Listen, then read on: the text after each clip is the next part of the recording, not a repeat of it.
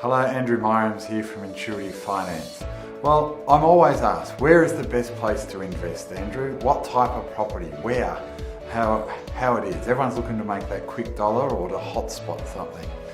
I've been doing this for a long time, and the first point is there's no such thing as hotspotting or trying to find the next big thing. That's looking for boom bust cycles. But let's talk a little bit about some of the markets. So we've got Sydney that's starting to go into decline, but Melbourne, as a local Melbourne guy, I think what I'll talk about is the opportunities to invest in Melbourne. We're still seeing, according to most property experts, that Melbourne's going to still remain pretty resilient through 2018. We're still creating lots of jobs, lots of opportunities, and there's lots of infrastructure projects. So there's still lots of net migration coming into Melbourne and Victoria, so there's some great opportunities to invest. So where to invest and what should I invest in?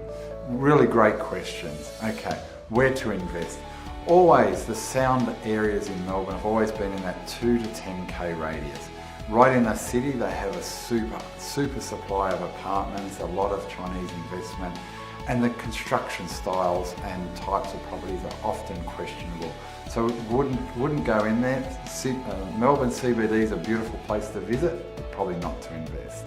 So that 2 to 10k radius, maybe 2 to maybe 15k radius now as our cities have grown, and depends where they are, have always been good. You've seen a lot of gentrification, suburbs like Richmond and Fitzroy, Coburg, things like those places in that little inner ring that have gone from old factories and where the workers used to be to now really popular cafe culture style.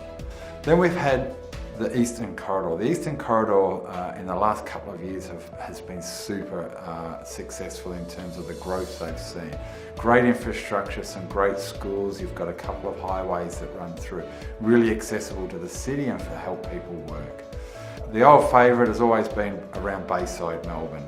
It's where we live and work, it's a great area. So aspirationally, always the down around the Bayside and old favourites always do well because they're fairly tightly held, hard to get in, and once people get in, they often don't leave.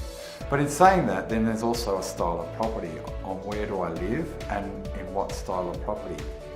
So apartments, we've got still an enormous amount of apartments being built at the moment. It's not probably where I'd be investing anytime soon. Subject to your budget, if you can get anything on some land, is always going to be much more popular.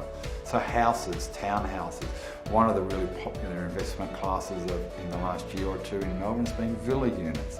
Most developers won't put those style of properties up. They get a big parcel of land, they want to go up, not out. Villa units have their own little bit of dirt and very, very popular. They're great for upsizes, downsizes and first home buyers. So they're really attractive to a lot of the market. Townhouse living and now that medium, that low density living is really popular.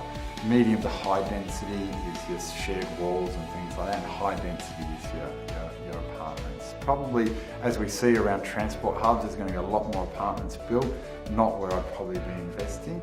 But again, it's very different. If you look at worldly cities like London and New York, they're very accustomed, same in Hong Kong, they're very accustomed to apartment living and things like that.